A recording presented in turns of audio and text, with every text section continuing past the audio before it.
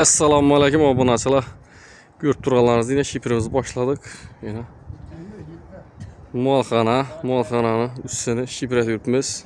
Bir yanını iki ettik, bir yanını bir yanım ettik. Teyini botbası için getiriyoruz plajinatır.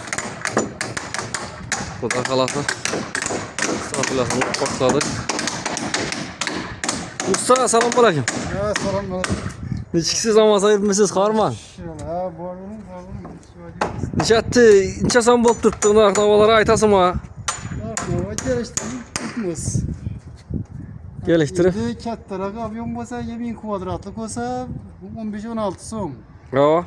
Yani kadın bir 100-200 kvadrat olsa geliştiremiz. Ne dediğimiz o bir bizim pulu koşamız boğazına gaz kıla.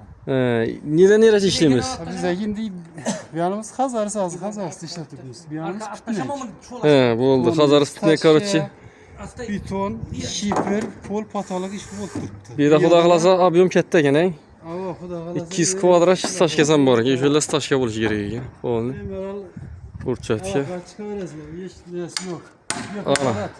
Telefonlara məs ekranın yüzündə yazıb qoyamız xuda qalasa. Yerde sizlərə usta xidmətləri gerek bolsa bemalol telefon vurup, bağlanıp, narx-navaları sürüşdürüb əlaqə çıxarasınızlar. Yaxşı, gözətib qoranglar bizə.